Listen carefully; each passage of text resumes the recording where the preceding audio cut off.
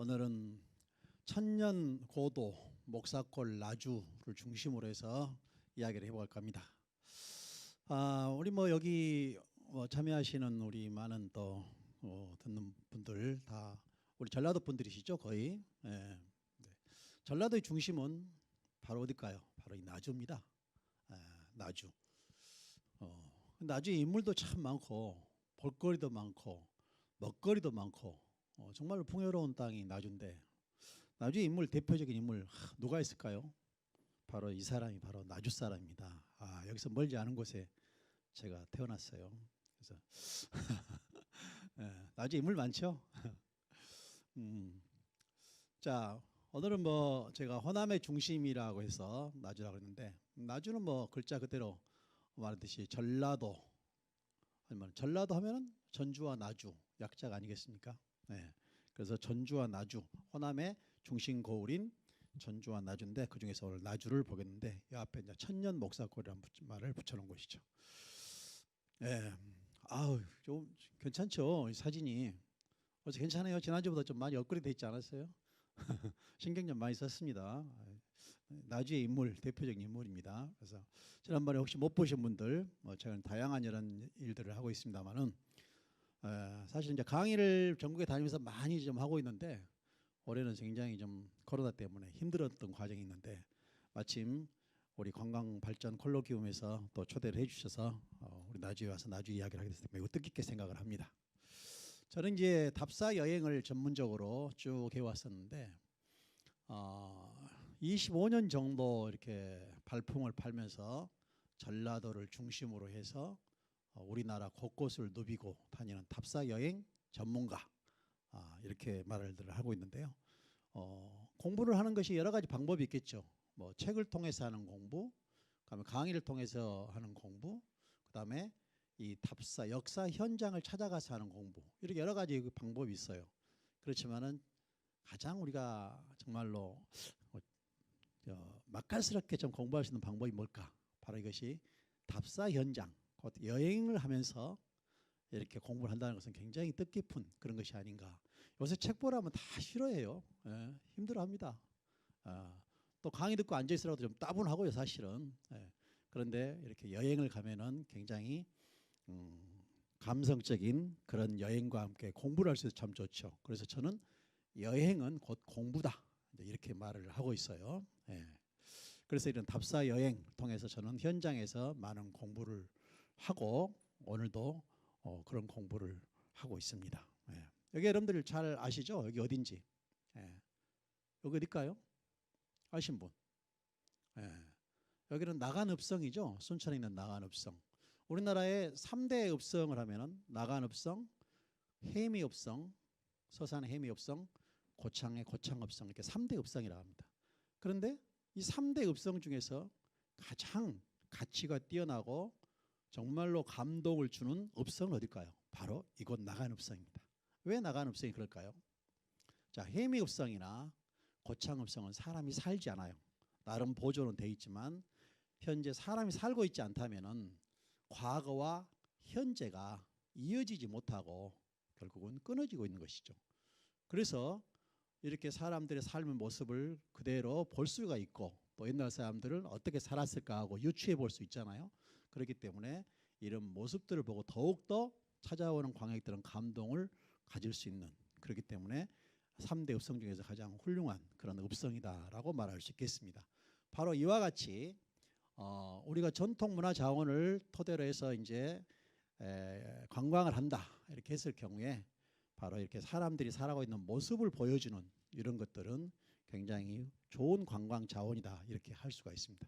바로 여기 지금 이렇게 활짝 웃고 있는 빨간 옷을 입고 있는 사람이 제 모습인데, 오늘날의 저와 예전에 저와 좀 많이 닮았나요? 요새 지금 더 많이 젊어졌다고요. 저는 이렇게 현장에서 답사 이렇게 안내도 하고 강의도 하고, 또 대동문화재단이라는 단체를 또 운영도 하고, 대동문화 잡지 발간도 하고, 이렇게 살아가고 있습니다. 자, 전라도를 이제 펼쳐봤어요. 전라도는 앞에서 언급했던 것처럼 전주, 나주를 앞다가 가지고 우리가 전라도라고 합니다. 전라도로 했던 것이 이제 전라남북도로 이제 나눠진 것은 100여 년 전에 이렇게 전라남북도가 되게 되는 것이죠. 자, 전라도는 전주, 나주 해서 전라도라 하는 것이고, 경상도는 경주, 상주, 충청도는 충주, 청주, 강원도는 강릉, 원주 이렇게 나눠졌던 그런 지금 그걸 볼 수 있는데요. 자, 여기 보면은 여기에 이제 나주에 들어와서 보면은 목포로 가는 길목에 목사골 나주라는 이런 돌 비석이 세워져 있죠. 여기도 보면은 천년고도라 이렇게 세워져 있습니다. 천년고도란 말은 1000년 전에 이 도읍지가 바로 이 나주였다라는 것을 말해주고 있는 것이죠. 바로 1000년 전이라는 말은 고려초라고 이렇게 볼 수가 있겠습니다. 예. 그래서 이 전라도를 보니까 전주를 뺀 나주 중심을 해서 우리 전라남도를 쭉 펼쳐봤어요. 그래서 나주시가 여기에 있죠. 자, 여기에 이렇게 둘러있는 여기가 광주광역시인데, 광주광역시가 오늘날은 크지만 사실은 광주광역시가 커진 것은 100여 년밖에 되지 않습니다. 예전에 1800년대까지만 하래도 전부 나주가 전라도의 중심고였다는 것을 알 수 있겠죠.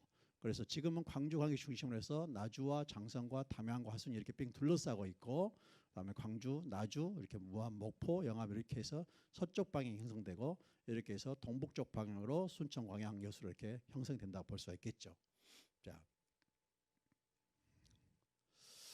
자, 2018년도 작년 재작년도였죠. 재작년도가 전라도란 이름이 정해진 지가 1000년이 됐다 해서 우리가 정명 1000년 또는 정도 1000년 이렇게 말을 했었거든요. 고려 초에는 전라북도를 강남도다 이렇게 말했어요. 그리고 전라남도는 해양도라고 됐습니다. 해양도. 자, 여기서 해양도란 말을 잘 기억해 두시기 바랍니다. 그럼 바다 해자를 쓰고 있는데 바다와 연결되고 있다라는 것이죠. 바로 그 내륙인 지금의 나주를 더 거슬러 올라가면 광주 이런 것들이 바다로 연결되는 그것이 바로 호남의 젖줄이라고 하는 영산강 이걸 말할 수 있겠죠.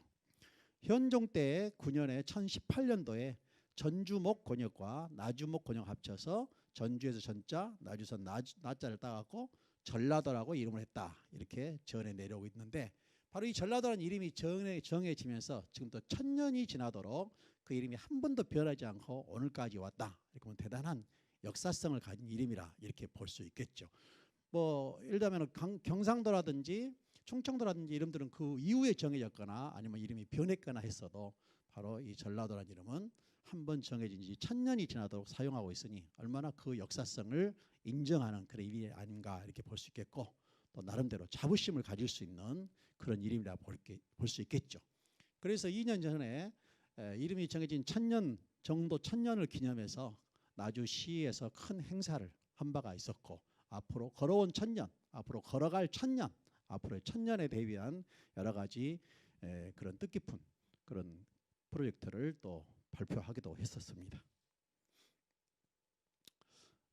여기도 보면은 천년고도 목사골 나주라 해서 이걸 그대로 풀어놨었는데, 지금 현재 우리 나주는 인구가 한 10만 정도에서 이렇게 인구가 그렇게 많지는 않습니다. 아주 옛날에 비해서 많지는 않은 편이라, 우리가 전라남도가 이제 시가 5개가 있잖아요. 서쪽으로는 나주와 목포가 있고 동쪽으로는 순천, 여수, 광양이 있죠. 그리고 17개 군이 있습니다만은, 그래서 나주는 강주와 바로 인접해 있으면서 10만 정도의 지금은 그렇게 많은 인구가 아닌 그런 이제 도시로 전락해 있지만, 그래도 광주광역시가 이렇게 커지기 이전까지는 나주가 대단히 중심의 큰 거울이었다 이런 걸 볼 수가 있겠습니다. 몇 년 전에 이제 빛가람 혁신도시가 들어서면서 이제 서서히 나주를 중심으로 인구가 서로 이제 유입이 되면서 더 커지고 있다는 것도 상당히 고무적인 현상이다 이렇게 볼 수가 있을 겁니다. 나주가 역사 고리다라는 것을 증명하는 대표적인 그 문화유적으로서는 바로 이 나주의 금성관이라고 볼 수가 있습니다. 금성관, 여기 보면은 이 금성관이라는 글씨가 아주 멋지게 이렇게 써져 있습니다. 비단 금자에 성과 갈 때 성자에 집 관자를 써가지고 금성관이다. 그래서 나주에 있는 이름은 금성이었던 것이죠. 그래서 금성라는 이름도 많이 썼었고, 또 뭐 발라군, 금성군, 동신라 때는 이름 여러 가지 이름이 있습니다만은, 그래서 그 금성 나주 목사골을 상징하는 금성관이 있었다. 이 금성관이는 객사입니다. 사실은 이 객사인데 지금은 이제 복원을 했습니다만은 일제 강점기 때는 여기가 그때 당시에 이제 군청 관하로 쓰기도 하고 또 한때는 학교로 쓰기도 하고 또 그 이후로 해방 이후로는 굉장히 좀 폐허가 돼가지고 상당히 볼품이 없었습니다만은 지금은 이렇게 많이 정비가 되고 복원이 돼서 좋은 모습을 지금 자랑하고 있습니다. 이 금성관이라는 것은 이제 여기가 역사적인 현장이기도 하죠, 사실은. 그래서 만세운동의 광주 학생 독립운동 사건의 시발점이었던 바로 만세운동에 기초됐었고, 또 명성황후가 시작됐을 때도 여기서 이 빈소가 마련돼서 여기서 참배를 하던 그런 공간이기도 했었고, 또 이 객사라는 것은 이제 한양에서 이제 고위 관료가 지방을 내려왔을 때에 여기서 묵어가면서 정무를 갖다가 감독하는 그런 곳이기도 했던 것이죠. 사실은 이제 이 관이라는 것은 고급 그 숙소다 그런 뜻을 가지고 있어요. 혹시 여러분들 중에서 관자는 무슨 관자가 한자로 어떻게 써지죠? 관자가 밥식변에다가 벼슬관자를 쓰죠. 이게 관입니다. 그래서 이제 우리가 여관할 때 이제 이 관자를 쓰죠. 근데 관하고 혹시 숙소 중에 여인숙이 있죠. 여인숙. 예전에 지금은 뭐 보기 좀 힘듭니다만은, 그래서 여인숙하고 여관하고 어떤 차이가 있을까요? 혹시 아세요? 여인숙하고 여관의 차이 아신가요? 안 사람. 간단합니다.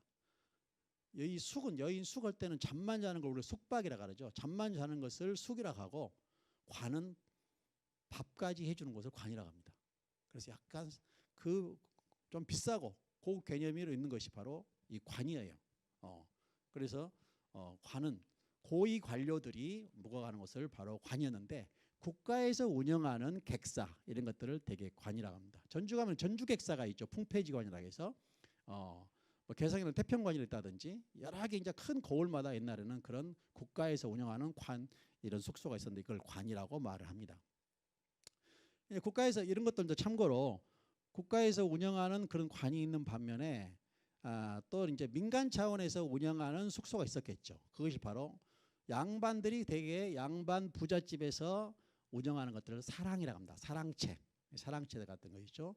뭐 우리 나주에 뭐 박경준 가옥도 약간 그런 역할도 했었었고, 뭐 전주라든지 가면은 그런 것도 많고, 뭐 저쪽에 남원에 가도 몽심제라든지 그런 것들도 있고, 경주 여러분 잘 아는 뭐 경주 최부자집도 마찬가지고, 이제 그런 고택들이 양반들이 서로 오가면서 쉬어가는 곳을 바로 이 사랑이라고 이렇게 말을 하죠. 그다음에 민간 서민들이 쉬어가는 것들은 대개 주막입니다.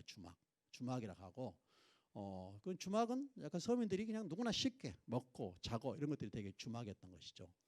그다음에 이제 사찰에서 운영하는 것들이 있어요. 그래서 사찰에서 운영하는 쉬어가는 것들을 온이라는 말을 붙여요. 온자가 붙는데, 우리가 이렇게 여행을 하다 보면은 온자 붙은 고을 이름이 상당히 많이 있습니다. 충청도 가면은 조치원이라고 천안 쪽에 보셨죠. 조치원. 그다음에 저쪽으로 더 올라가다 보면은 경기도 쪽에 가면 장호원이라고 들어오셨나요? 뭐 이런 것이라든지, 아니면 안동의 제비원이라든지, 또 저 더 북쪽으로 가면 사리원이라든지 이런 원자가 붙은 것이 있어요. 우리 나주 쪽으로, 나주에서 한평 쪽에 가면은 뭐 고막원이라고 들어오셨죠. 이런 것들이 원자가 붙은 것들인데, 이런 원자가 붙은 것들은 큰 사찰에서 운영하는 조그마한 암자 성격을 가지고 있어요. 근데 그래서 그런 원들은 그게 큰 절들을 되게 사자라고 붙이고 작은 절들을 원자라고 붙입니다. 그래서 사원이란 말이 이제 그런 유래이기도 한데, 그래서 민간 차원에서 민간들이 많이 생산해내는, 예를 들면 농산물 같은 게 있잖아요. 이런 것들이 사찰로 들어가는 그 중간 역할을 해준 것이 원자였고, 그 원에서는 민간인들의 구호 역할도 하고, 뭐 환자를 갖다가 간호한다든지, 또는 뭐 먹을 것을 갖다 제공해 준다든지 이런 역할을 준 것이 원의 역할이었어요. 그래서 그 원자가 붙은 것은 전부 다 교통의 요충지였고, 되게 삼거리나 사거리 역할을 했던 것이죠. 그런데 지금은 그러한 건물적인 기능은 다 사라졌지만은 지명으로 잘 남아있다는 것들이, 오늘날도 그 원자가 붙은 것은 교통에 상당히 요충지 역할을 하고 있구나, 이런 것들을 볼 수가 있겠죠. 그래서 그 조선시대 때에 숙소가 원이 있었고, 주막이 있었고, 사랑방이 있었고, 또 사찰도 역시 양반들이 이렇게 지나가다가 쉬어갈 수 있게끔 하는 것이 사찰이었습니다. 그리고 이제 국가 차원에서 나라 차원에서 운영하는 시골은 국립 요새 같은 여관 성격이 바로 이 관이었다. 그래서 금성관도 그런 역할을 겸했던 것이 바로 이 금성관이라고 볼 수가 있습니다. 자, 나주 하면은 우리가 역사의 거울이다, 또 역사의 고장이다. 그래서 천년고도 목사골이라는 이름 붙였지만은 바로 이 나주 대교 앞에 혹시 이거 보셨어요? 우리가 오가면서 많이 이거 봤을 겁니다. 근데 이거 보고 지난번에 잠깐 언급했지만 이걸 보고 뭐 번데기다, 누에꽃이다, 뭐 여러 가지 막 얘기를 하는 사람들이 있는데 뭐 사실은 이것은 이제 알을 상징하는 것이죠. 그래서 역사의 태동을 상징하는, 전라도의 중심인 나주가 바로 이 역사의 거울이라는 걸 상징하는 문이 바로 이 생명의 문으로 상징을 하고 있는 것입니다. 예. 자, 저는 이제 여행을 이제 많이 좋아한다고 했었는데 여러분들도 이제 여행을 좋아하시는 분들이 이제 이 강의를 많이 들을 것 같습니다. 자, 여행을 하려면 필수적인 조건이 있죠. 바로 볼거리. 볼거리가 일단은 있어야 됩니다. 시선이 이제 땡기는 그런 볼거리 있어야 되고, 그다음에 즐길 거리가 있어야 되고, 그다음에 먹거리가 있어야 되죠. 그렇지만 이 볼거리, 즐길거리, 먹거리가 있지만은 그래도 스토리, 곧 이야기가 없으면은 감동을 줄 수가 없어요. 그래서 모든 것은 그 속에 들어있는 스토리를 풀어가는 그런 것이 바로 이 여행의 제맛이라고 볼 수가 있어요. 그리고 직접 참여해 보는 것이죠. 체험이라고 그러죠. 우리가 체험 여행이라고 하는데 뭐 염색을 해본다든지 또는 이렇게 향교나 서원에 가서 직접 옛사람들이 공부했던 모습을 한번 다시 한번 우리가 체험해보는 이런 것들이 요새는 많이 활용이라고 그러죠. 문화재 차원에서 우리가 보존과 활용이란 말이 있어요. 가만히 있으면 보존입니다. 그런데 이것을 가치를 오늘날 이렇게 함께 할 수 있는 것은 활용이라고 그러죠. 그래서 관광도 어떻게 보면은 그대로 있는 문화 자원을 그대로 내가 그 직접 가서 보고 느끼고 공부하고 또 한번 참여해보고 이런 것들을 활용이라고 볼 수 있겠죠. 그게 관광의 대표적인 활용인 겁니다.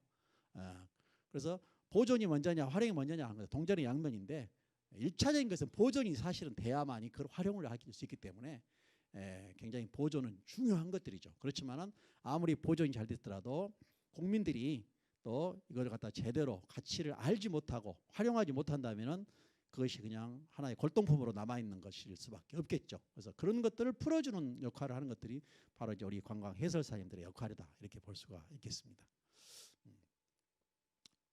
저는 이제 남도 투어를 많이 한 그 사례가 있었는데 사실은 이제 2002년도쯤이었을 겁니다. 그래서 이제 우리나라 굴지의 대기업체 직원들을 대상으로 전라도를 갔다가 이렇게 투어를 한 적이 있었어요.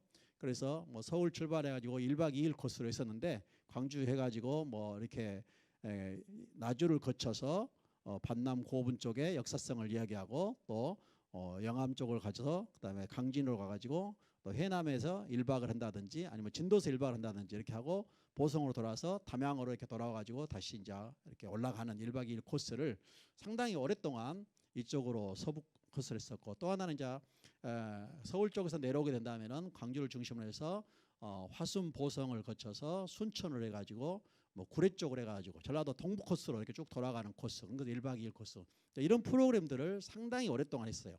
한 14년 정도 이 프로그램을 국내 대기업인 굴지의 그 회사하고 계약을 해가지고 한 바 있었는데, 그때 참 재미나는 그 통계를 한번 내봤었어요. 그때 이제 이 호남신문이라는 곳에 일면 탑으로 나온 뉴스입니다. 그래서 문화답세 1번지 광주 전남인 자리매김했다 하는데 대기업체 대체 연수 대체 럿이 어느 그 현대자동차는 그 기업만 2,000명이 한 해에 다녀갔다 하는데 그 당시에 한 기업이 2,000명이 다녀갈 정도면 굉장히 많이 왔다는 겁니다. 그래서 이 사람들한테 설문을 조사했는데 그때 당시에 설문 내용이 바로 이겁니다. 남도 여행이 처음이다, 이런 경우가 95%였어요. 물론 2000년대 초기 이야기입니다. 지금은 뭐 엄청 많이 달라진 그런 20년이 지나고 나니까 많이 달라졌습니다만 그 당시에는 전라도를 쉽게 오지 못한 지역이었어요. 왜 그랬을까요? 교통이 굉장히 멀었던 것이죠. 지금은 뭐 KTX가 그냥 아주 뭐 2시간 뭐 반이나 뭐 이쪽이면 거의 도착할 수 있는 그런 거리지만은 예전에는 KTX가 개통되기 이전에는 정말로 그 느린 열차나 또는 버스를 타고 오기는 보통 한 4시간 이상 막 와야 되기 때문에 굉장히 힘든 거리였던 것이죠. 그래서 쉽게 오기 힘들었던 그런 거리를 교통이 이제 좋아지다 보니까 쉽게 찾아오면서 남도에 처음이다 또는 남도에 와서 다시 오고 싶다. 다시 오고 싶다는 것은 남도의 풍광이나 남도의 먹거리, 남도의 정말로 그대로 우리 어떤 보면은 오랜 그 자연적인 모습을 많이 간직하고 있잖아요. 그래서 이런 것들이 오히려 훼손되지 않고 잘 남아 있었기 때문에 다시 많은 관광객들한테 감동을 주지 않았는가. 일설 이런 얘기를 하더라고요. 뭐 경상도 쪽은 너무너무 개발이 돼가지고 사실은 좀 삭막해졌는데 전라도는 개발이 더뎌가지고 오히려 찾는 사람이 많다. 그러니까 개발이 더딘 것을 굉장히 좀 한때는 막 불평불만이 많았었는데 어떻게 보면 관광 차원에서는 또 개발되지 않는 것이 좋은 모습이 아닌가 해서 양면성이 좀 있습니다만은 그런 모습이 있었습니다. 자, 여기는 혹시 여러분들 혹시 여기 어딘지 아실까요? 여기 어딜까요? 여기 아신 분? 네. 사람들이 많이 모여 있는데 여기서 지금 제가 설명하고 있는 사람입니다. 여기가 나주 시청 앞에 있는 완사천이라는 유적지입니다. 완사천. 왕건과 장왕후 오씨 부인이 만났던 역사적인 유적지가 바로 이 완사천이라는 곳이죠. 자, 다시 한번 이 완사천을 다른 사진으로서 다른 각도로서 한번 찍어봤습니다. 자, 이거는 완자가 이제 한자를 보면은 빨래한다 해서 완자고 사자는 옷 사자에다가 샘천자를 써요. 저는 이제 전라도를 찾아오는 여행객들을 안내할 때에 반드시 출발점이 어디냐? 바로 나주입니다. 근데 나주에서도 어디냐? 바로 여기서부터 시작을 합니다. 항상. 왜 여기서부터 이렇게 시작을 하는가? 이 물을 보면은 사람들이 차분해지죠. 그 다음에 물이라는 것은 또 뭐예요? 생명입니다. 생명.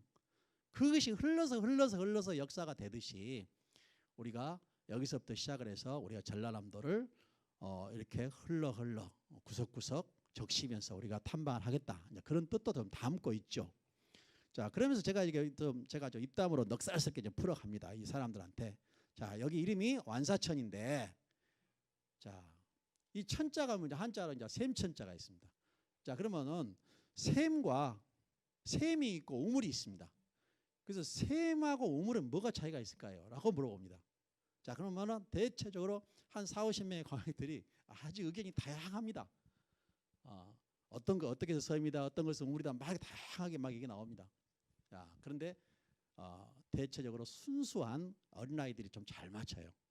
샘은 자연적이라고 합니다.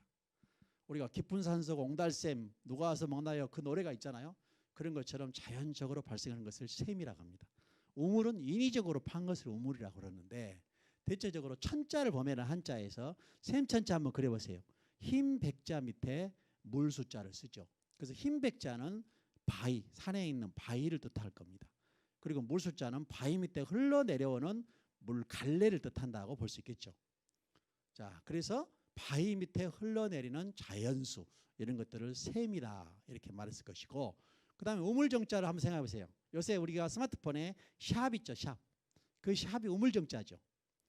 그래서 그러면은 가로 2개를 긋고 세로로 2개를 긋었어요. 자, 그러면은 우물을 팔 때에 혹시 어려서 우물 파는 모습을 본 사람들, 우물을 파는 때에 그 주변에 흙이 허물어지지 않도록 그 나무대를 가로로 세로 대면서 계속 파내려갑니다.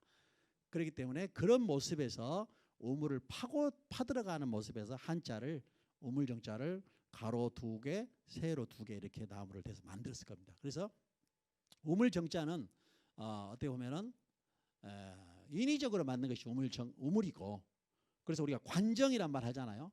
흉년이 들었을 때에 물을 갖다가 파가지고 논에다가 하기 위해서 우물을 파잖아요. 이런 것들 뭐라 그래요? 관정이다 이렇게 말하죠.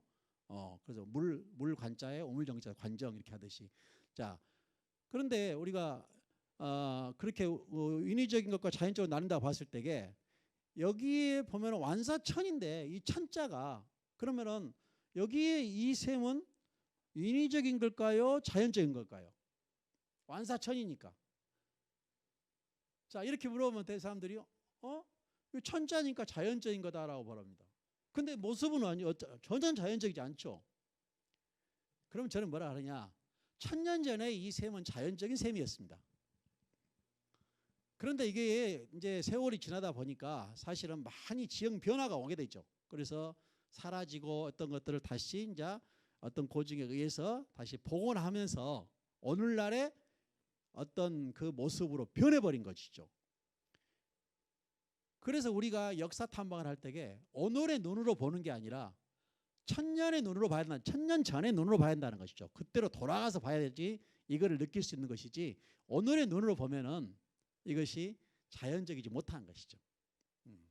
그래서 항상 보이는 현상만을 보고 우리가 뭐 느끼는 게 아니라 그 이면에 들어있는 스토리 그런 것을 찾아가는 것이 바로 이 답사 여행이다 하면서 제가 얘기를 합니다.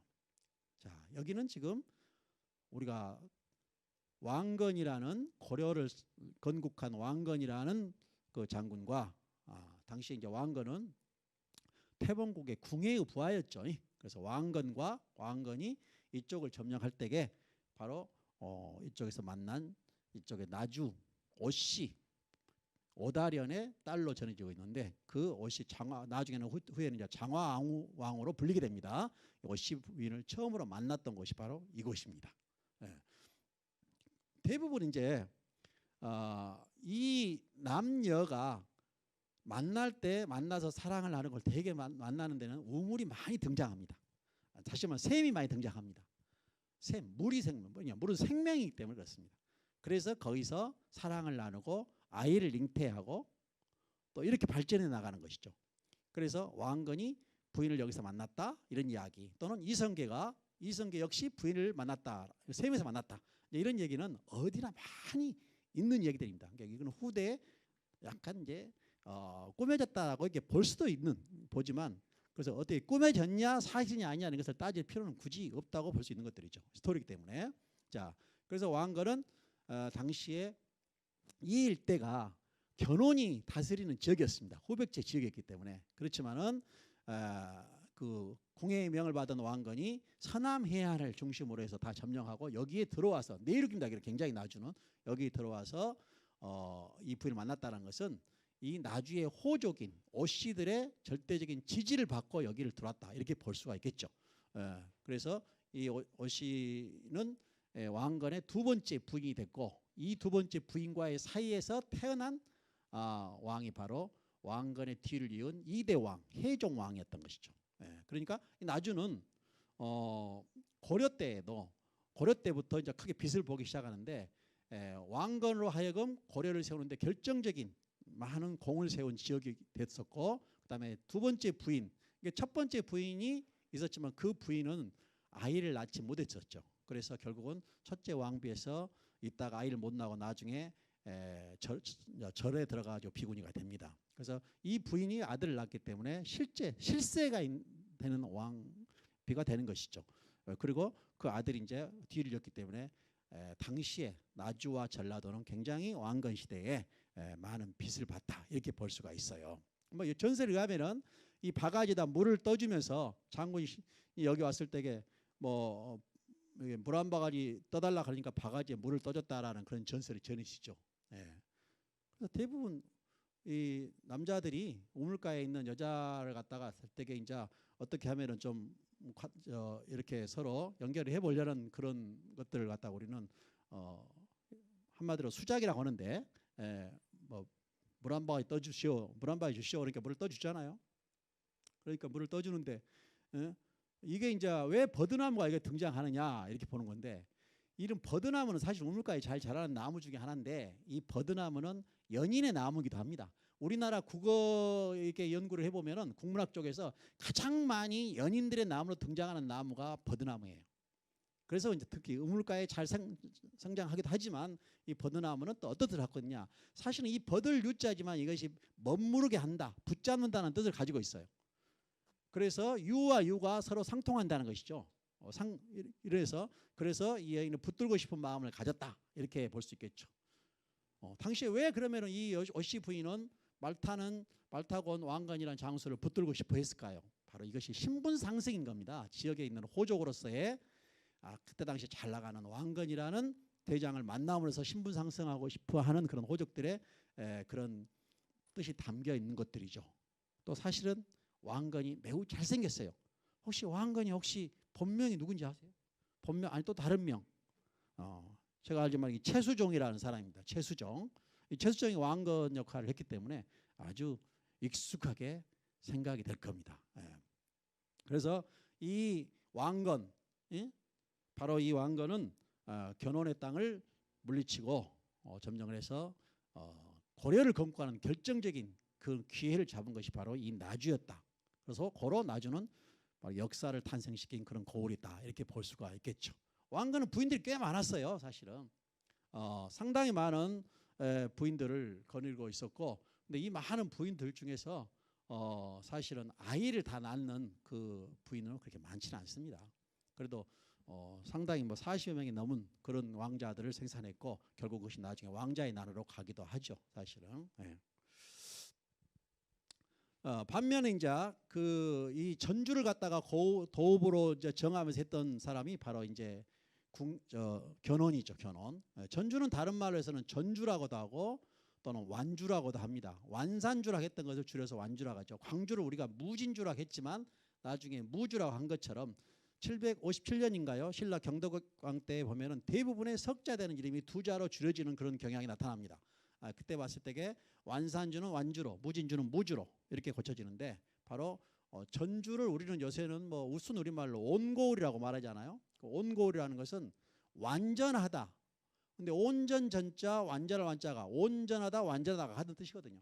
그래서 온전한 고을, 완전한 고을 이런 것을 표방한 그 고을이 바로 전주였다, 완주였다 이렇게 볼 수가 있겠죠. 근데 사실은 전주는 온전하지 못했어요. 왜냐하면은 견훤이 도읍을 정했지만은 결국은 왕건한테 패배를 하고 나서 견훤의 아들 신검이 결국은 패배를 하고 나서 역사 속으로 사라진 짧은 왕도를 했던 것이 바로 바로 전주였던 것입니다. 광주를 다른 말로 뭐라 그러죠? 혹시 아세요? 광주를 다른 말로 온고을이라고 할 때 광주를 무진주를 다른 우선 우리말로 빗고을이라고 그러죠. 빗고을, 온고을, 빗고을 이렇게 하듯이 그래서 우리말로 이렇게 썼다고 볼 수 있는 것입니다.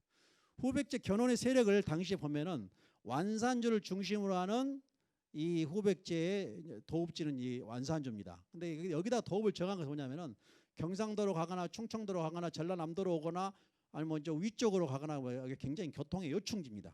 요충지이고 여기서 많은 곡창지대의 군량미라든지 이런 것들을 조달받을 수 있는 상당히 좋은 여건을 갖추고 있기 때문에 여기에 도읍을 정했다고 볼 수 있겠죠.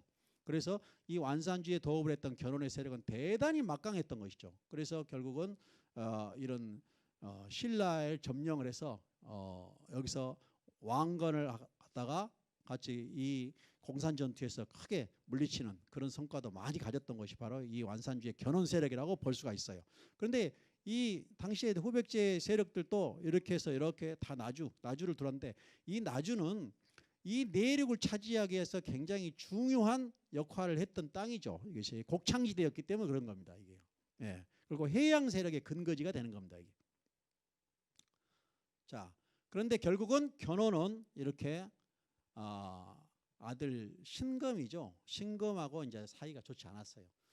사실은 이 견훤의 큰 아들이 신검이고 둘째가 양검이, 용검이 뭐 그러지 않습니까? 그런데 두 번째 부인의 아들이 이제 금강이라고 그랬는데, 되게 이제 이 견훤은 두 번째 부인의 아들인 금강이한테 자기 왕권을 물려주려고 했던 것이죠. 대부분 거기서부터 항상 문제가 일어납니다. 제대로 이렇게 좀 부자 상속으로 이렇게 갔으면 좋은데 꼭 이렇게 작은 부인 아들한테 주려다가 사단이 일어나요. 태조 이성계 역시 그렇지 않습니까? 그 강씨 부인인 그 방석이한테 세자를 물리다 보니까 그게 본부인 소생인, 다시 말하면 이성계의 본부인이 한씨 부인이었는데 그 한씨 부인 소생인 이방원이가 참을 수가 있겠습니까? 그래서 결국은 이방원이가 그냥 왕자의 난을 일으켜가지고 방석이 일파를 다 제거하는 그런 사단이 일어나게 되는 것이죠. 마찬가지로 이 견훤 역시 신검한테 제대로 갔으면 되는데 금강한테 가려고 둘째 부인의 아들인 금강한테 그걸 전해주려고 하니까 신검이 결국은 참을 수가 없었던 것이죠. 이름도 신검인데 그래서 신검을 뽑아서 싹 정리를 해버린 것이죠. 결국은 뭐냐면은 수신제가 지구 평천하란 말입니다. 제가가 되지 않으면은 결국은 성공할 수 없는 겁니다. 제가라는 것은 집안을 가지런하게 잘 화평하게 잘 이끌어가는 걸 말하죠. 그것은 집안도 역시 작은 조직이잖아요. 이게 커져야 나라를 다스릴 수 있는 큰 조직을 다스릴 수 있는 그런 능력을 바로 키워나가는 것이 집안에서부터 길러지는 것입니다. 형제는 작은 이웃 교육 관계가 되는 것이고요. 근데 요새는 이제 뭐 아이 하나 낳기 또 안 낳기 하다 보니까 이게 집안에서부터 이런 사회성 이런 것들이 좀 배울 기회가 없어지는 것들이죠. 태조 왕건의 후녀 10조를 보면은 우리가 이제 이 왕건의 후녀 10조는 왕건이 죽음에 이르러서 이 고려를 앞으로 국가를 운영해 나갈 그 후대 왕들한테 이제 주는 하나의 훈시죠, 유언이죠. 그러면서 이걸 갖다가 쉽게 하는데 이게 이제 철학입니다. 이 자체가 왕의 철학이기도 한데 불교를 다스릴 것 뭐 쭉쭉쭉 다 있는데 이 중에서 8번째를 한번 봐보시죠.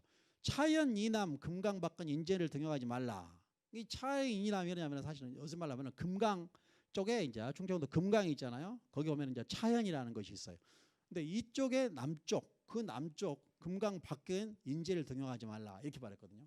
그런데 이 후녀 10조에 대해서 상당히 말이 많습니다. 왕건이 정말로 이 말을 했을까? 왕건은 분명히 후녀 10조를 말하긴 했는데 후녀 10조 중에서 8번째 조항이 반드시 이 내용이었을까라는 것은 의문의 여지가 있는 겁니다. 자, 왜 그러냐면은 이 후녀 10조를 당시에 할 때에 여기 나주 출신인 장왕후 어씨의 아들이 바로 2세 왕의 그 태자로 있었거든요. 또 부인도 여기 쪽 출신의 부인이고 그런 사람 앞에서 또 이 후녀 10조를 받아낸 사람이 그 왕건이 총애했던 박술이라는 장군이 있어요. 박술이가 어디 사람이냐? 논산 사람입니다. 논산은 차연 이남에 속합니다.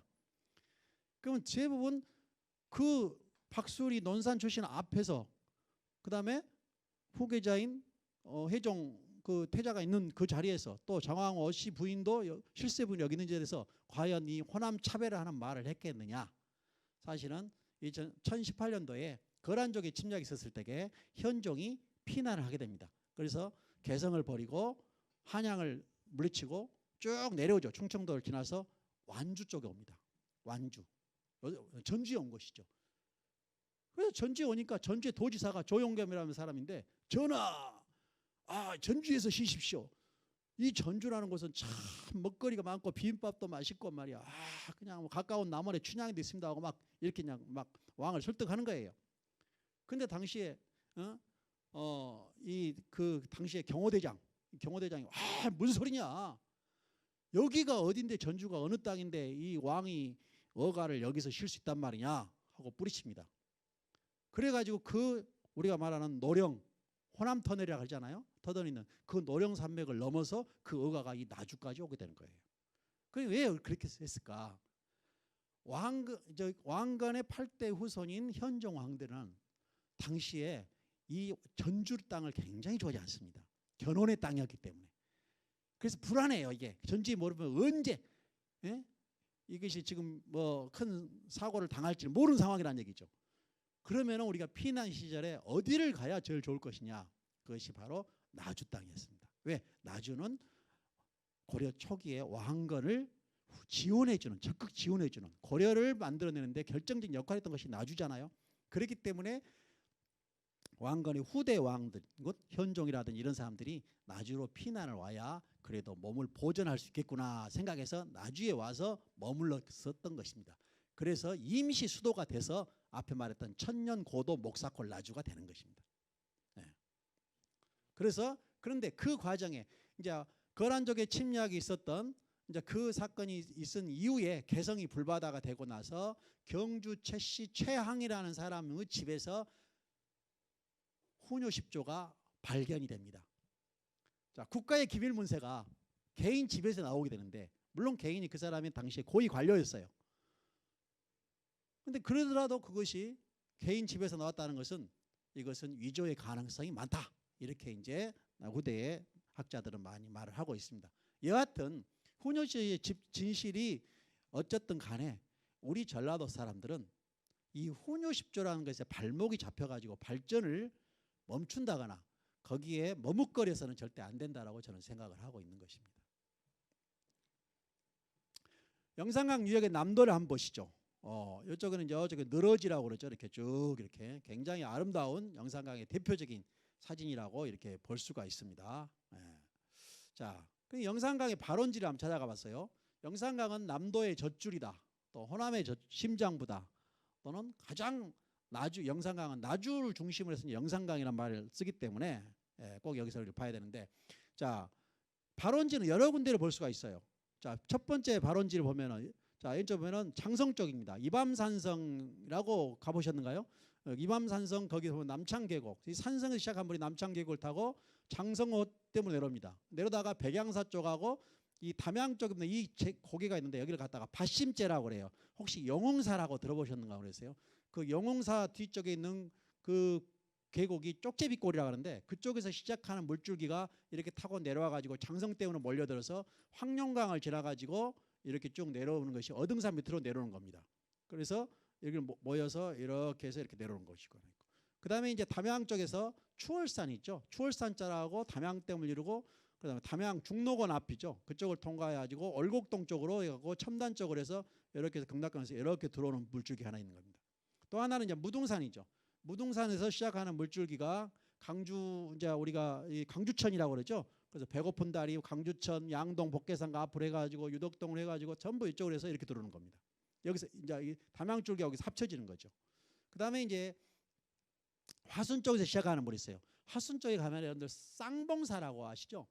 그래서 그쪽에 그 안쪽에서 쭉 들어오는 쪽에 물이 쭉 내려다가 능주에 가면은 영벽정이라고 능주천 뭐 그쪽으로 내려다가 여기서 나주 쪽에서 내려온 나주호 다도댐이라고 그러죠. 나주호를 해가지고 이쪽에 이렇게 내려오죠. 운주사 앞을 통과해가지고 이렇게 내려오는 남평으로 갖고 이제 지석강 또는 이걸 두들강이라고 하잖아요. 이제 이런 물줄기들이 내려가지고 자 여기서 다 만나는 겁니다.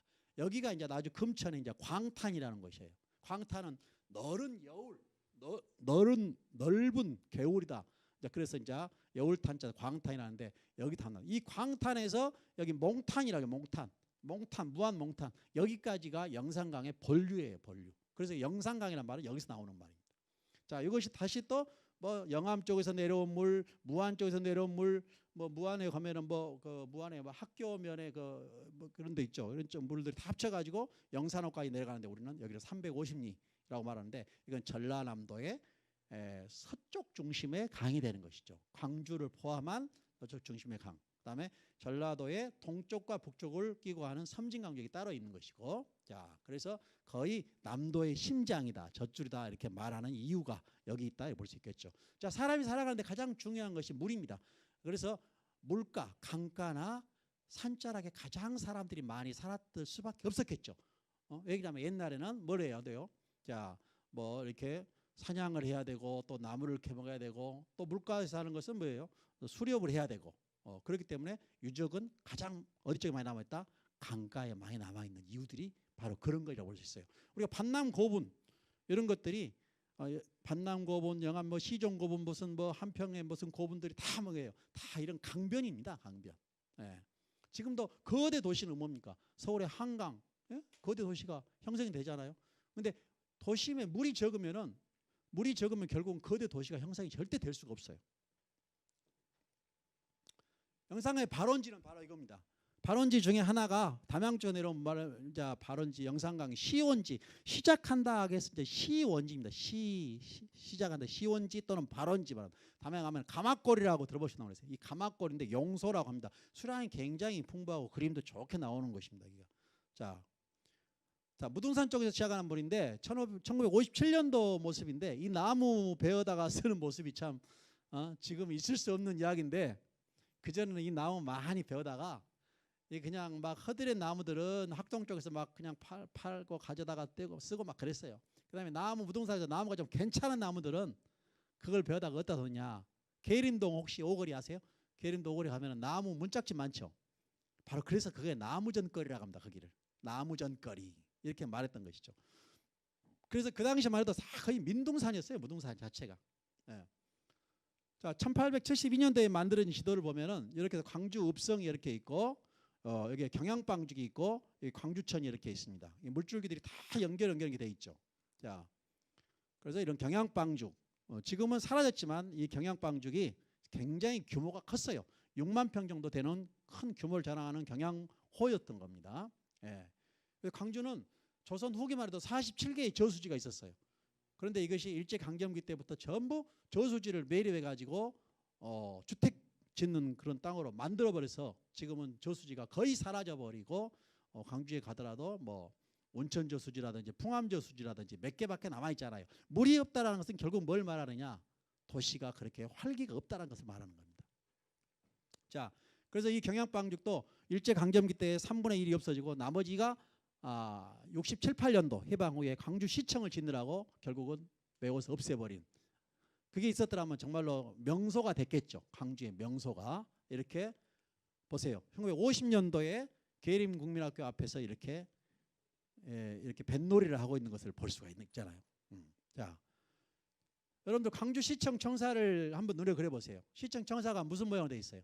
배 모양으로 되어 있죠. 자, 그 배 모양인데 이것이 지금 앞에가 5층이고 뒤가 18층입니다. 그래서 518을 상징합니다. 이게 뱃머리예요. 근데 이 뱃머리가 어디를 두고 있느냐? 바로 이 나주 쪽을 두고 있어요. 그래서 영산강의 흐름을 따라서 이 나주시청은 본래 동쪽에 있었습니다.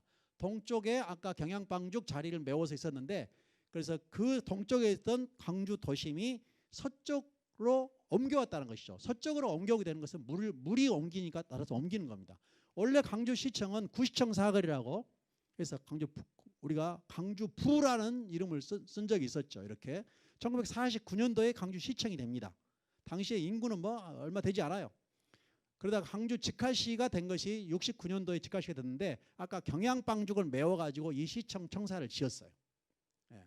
그래서 구시청 사거리에서 이 옛날 그 경양방죽 자리를 해서 아까 거기에 이제 오늘날 상무직으로 옮겨게 된 것이죠. 자, 무등산 줄기를 따라가보면은 배고픈 다리라고 있어요. 혹시 여기 가보시면 계세요?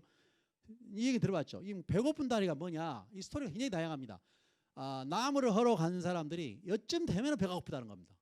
나무 해갖고 올 때도 여기만큼 오면 배가 고파버린 거예요. 가난한 사람들은 항상 배가 고픕니다. 사실은 금방 먹고 숟가락 빼면 또 배가 고파요. 사실은. 근데 지금 이 다리가 아니고 옛날 다리인데 사진이 없어서 이걸 갖고 왔습니다만은, 그런데 이거 스토리가 굉장히 많아요. 이 다리, 옛날 다리를 만들 때에 돈이 105푼이 들어갔다는 거예요. 그래서 105푼 다리다 그렇게 말을 합니다. 또 하나는 영산강과 관련돼서 여기까지 영산강에 출발했던 배들이, 우리 영산포 출발했던 배들이 여기까지 들어옵니다. 그래서 배가 들어와서 배를 멈추기 위해서 뭘 하느냐, 정박을 한다고 그러잖아요. 그럼 고를 푼다라고 그래요. 고를 푼다. 그래서 배고 풀어 놓은 다리. 그래서 배고픈 다리다 이렇게 말을 해요. 그러니까 여러 가지 스토리가 있는데, 그런데 그러면 정말로 여기까지 배가 들어왔을까? 자, 오늘의 눈으로 보면 배가 들어오기 힘듭니다. 그런데 이것이 이 뚝방이 막아진 지가 얼마 되지 않았어요, 사실. 그래서 예전에 눈으로 보면은, 자, 하루를 조금 더 내려가 봅니다. 넓어집니다, 지금 계속. 자, 2009년도에 이렇게 범람을 했어요. 자, 2009년도 모습입니다. 여기서 아까 배고픈다 내려온 물이고, 여기는 하순 너릿지에서 내려온 물입니다. 굉장히 넓죠. 이 정도면 배가 뜰까요, 안 뜰까요? 충분히 뜨고 남습니다. 오늘날도 물만 있으면 배는 뜹니다. 근데 이제 하구원 막고 뭐다 보니까 전부 다 지금 물길이 막혀버린 것들이죠. 자, 여기 물이 많다는 것은 뭐냐? 여기가 옛날에는 뭐가 있었느냐? 전남방직, 일신방직 아시죠? 이것이 이제 원래는 여기가 있었어요. 호남 제사공장이라고 해가지고 여기 있었던 건데, 물이 줄어드니까 임동으로 내려갔다가 평동공장으로 이렇게 내려가는 겁니다. 자, 그래서 남광교 부근, 남광주역, 자, 뽕뽕다리를 아시나요? 혹시 여기 다녀보신 분 계세요? 예. 자, 광주에 뭐 근대적인 다리가 만들어지기 전에는 전부 다 공사장에 판 뜯어다가 했던 양동 쪽하고 양림동 쪽이 뽕뽕다리가 있었던 것이죠. 1934년도에 광주 인구는 6만밖에 안 됩니다. 자, 이것은 이 무렵은 광주가 사실은 중심이 아니고 나주가 중심이에요. 그렇기 때문에 광주 인구는 별로 없습니다. 자, 50년대 초에 조금씩 늘어나게 되고 집단으로 나와서 빨래도 합니다. 20년대만 해도 광주천이라는 이름을 하지 않고 조탐보라는 이름을 붙였고, 요 정도 이렇게 있습니다. 자, 올해치 사진입니다. 올해 8월 달인가요? 비가 엄청 많이 왔을 때 양동 복개산가 앞에가 넘쳤죠. 이게. 예. 자, 이렇게 해서 이런 물들은 전부 서창 쪽으로 서창은 뭐냐면은 바로 지금은 이렇게 쓰지만은 옛날에는 배가 여기 들어와서 여기서 정박한 데가 멈춘 데가 서창입니다. 그래서 그쪽에 여관이 많이 생겼고 극락 여관이 생겼어서 오늘날 광주 가면 혹시 광주 아울렛 혹시 아신가요? 거기에서 송정역 쪽으로 가죠. 성지교로. 그 다리가 바로 서창교죠. 극락교죠. 극락교. 극락 여관이 있었다고 해서 극락교라고 하는 겁니다. 그래서 전부 다가 배가 들어왔던 데예요. 이 서창이라는 것이. 예. 자, 그런 거 쭉 타서 다시 영산강 성천보 때려죠. 이 성천보 우리가 4대강 사업 중에 하나인데 죽산보와 함께 이게 무슨 모양이죠? 쌀이죠. 쌀로 상징하는 것이죠. 그래서 나주는 뭘 상징해요? 곡창지대를 상징합니다. 곡창지대. 이 물과 함께 나주의 그 너른 들녘은 곡창지대였고 옛말에 나주가 흉년이 되면 서울 사람 굶어 죽는다고 그랬어요. 나주 흉년 들면은 전라도 흉년 들면은 한양 사람 굶어 죽는다 것처럼 그 중심은 나주 평야였던 것이죠. 그래서 대영군 때 호남 8부려를 말할 때에 결부려 나주입니다. 나주 가서 세금 자랑하지 마라. 바로 이 나주의 곡창지대가 바로 어디였을까요? 지금의 이 등대 있는 이쪽 근처로 영산창이 있었던 것이죠. 그래서 이쪽에 많은 뭐 화순, 보성, 고흥 뭐 열대에서 들어오는 옛날에는 그 세금이 아니라 세곡이잖아요. 이것을 받아서 쌓아두는 것이 영산창이었던 것이죠. 이 영산창이 나중에 조선 중종 때에 영광에 있는 법성창으로 통합이 되면서 이 창의 기능은 사라지고 말았던 것이죠. 자, 등대죠. 이 등대. 사실은 이 강에가 등대가 있다는 것은 뭘 말해요? 강에는 사실 등대가 필요 없습니다. 바다에가 필요한 것이죠. 그런데 강이 굉장히 강유역이 컸지만 이쪽에 가서 앙암바위라는 큰 바위가 있어요. 그래서 그 앙암바위가 있기 때문에 밤에 이렇게 배가 올라올 때에 굉장히 이 불빛의 저항을 받습니다. 그래서 이 바다에 그 배를 유도하기 위한 것이 바로 이 등대였던 것이죠. 지금도 잘 남아있고 우리가 황포도 때 관광 사업을 이쪽에서 하고 있는 이유라고 볼 수 있겠죠. 1980년대, 70년대 후반에 마지막 이 배가 끊어졌죠. 목포에서 올라오던 배들이.